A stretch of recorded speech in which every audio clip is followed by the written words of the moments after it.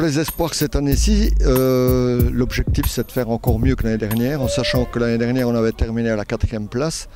Donc nous, notre objectif c'est de terminer au minimum sur le podium.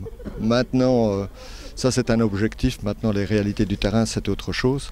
Le groupe a quand même pas mal évolué puisqu'il y a pas mal de joueurs qui sont partis tenter leur chance dans les clubs de promotion et de première provinciale. Donc le premier résultat était intéressant, donc la suite on l'espère qu'elle sera aussi belle que la première journée.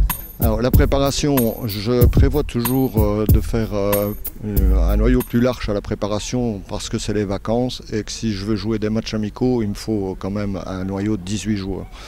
Donc on intègre à ce moment-là des joueurs qui étaient en U17 et même si un garçon qui est en U16, qui a 16 ans, est capable et qu'il a les qualités, on l'intègre dès le départ dans la préparation. Donc on a repris le 10 juillet et on était en général 14 à l'entraînement suivant les présences. Enfin, en préparation, on a 2 jours de repos. On se repose le mercredi et le samedi ou le dimanche suivant le programme. Mais c'est tout à fait normal à ce niveau-là parce que je pense que les autres équipes dans la série ont repris plus tôt que nous. Comme l'équipe première qui a déjà repris le 18 juin, normalement il faut 5 semaines de préparation. Là on est encore en préparation dans le programme.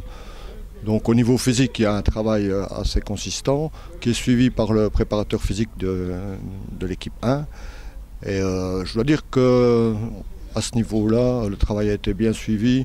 Et ceux qui partent en vacances ont aussi un travail à faire lors de leurs vacances, si ils sont motivés pour le faire, bien entendu. La deuxième rencontre, c'est le White Star. Le White Star, l'année dernière, c'était quand même un très très gros morceau parce que tous les joueurs qui jouent dans cette équipe espoir au White Star sont sous contrat. Donc si on prend un exemple, c'est le dernier fils Hazard qu'on a rencontré l'année dernière et qui maintenant joue à Zulte Waregem. On a aussi rencontré Lazic qui jouait chez nous. Donc c'est vrai que le niveau est quand même assez élevé, mais je pense que avec le groupe qu'on a, parce que malgré tout on a quelques joueurs qui s'entraînent depuis le début avec l'équipe première qui redescendent jouer avec nous pour le moment. On a les stagiaires, plus Nicolas D et Thibaut Lescois également. Donc je pense qu'on peut aller chercher un résultat.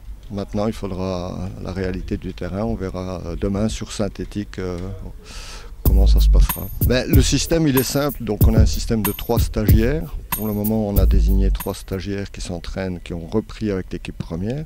Donc il y a Gérard Jean Hubert, il y a Martin Colette et Kevin Petit qui ont suivi toute la préparation de l'équipe première. Mais ce statut de stagiaire n'est pas définitif. Donc tous les 2 ou 3 mois, on revoit la situation avec Franck. Et si vraiment on a des joueurs qui percent en espoir, ils peuvent prendre la place d'un stagiaire qui, lui, n'arriverait peut-être pas à suivre le rythme dans l'équipe première. Et tout ça, on le fait tout au long de la saison. Donc chaque jeune peut prétendre à un moment donné pouvoir intégrer le noyau de l'équipe première. Le petit truc pour y arriver, c'est déjà de suivre la préparation en entier.